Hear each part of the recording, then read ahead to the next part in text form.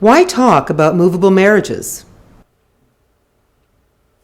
Well, first of all, before I even begin to explain why it's important to talk about them, it's important that I say this. I love my husband.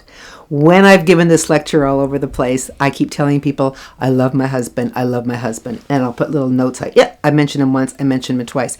Because people have always asked me, well, what did Rodney think when you published these books?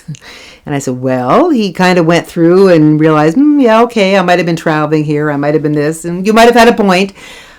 So he was very much a part of it, but we're married almost 30 years, so that's really important to stress. I'm not some bitter and twisted or twisted and bitter person whose marriage ended, and that happens sadly more than you can imagine. That's why we need to talk about movable marriages.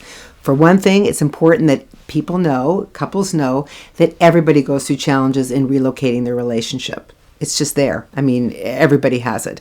It's important to get these challenges out into the open because so many people they're in their head. They're thinking about this. They're thinking it's only them that's having problems figuring out a new way to interact with their partner.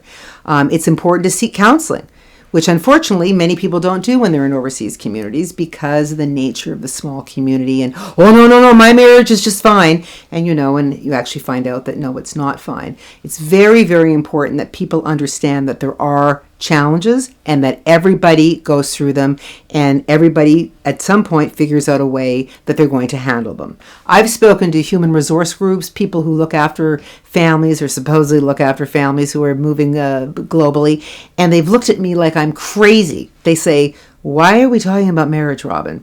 And I say, oh, I didn't realize your company only sends single people abroad. No, we send married people. Oh, well then that's why we're talking about marriage. That's number one.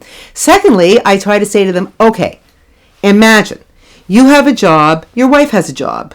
You've been living contentedly in Stockholm or wherever you've been and you both worked, and isn't that marvelous? Suddenly you move to Bongo. Let's just pick a mythical country. And one person doesn't have the career anymore. What happens with this balance of power?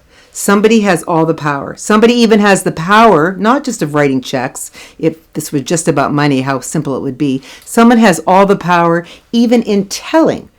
I know so many women who've said, oh, their husband came home and said, we're going to be moving to wherever, some country, but don't tell anybody.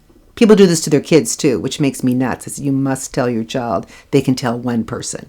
You can't sit on life-changing news. But somebody has all the power in the relationship. They have the power of when you're going to move, when the date's going to move, when it's going to be decided. And very often somebody is feeling extremely, I just want to slap him senseless if I can get a decision out of him. So this is really, really natural. So by extension, it's very, very natural to speak about movable marriages.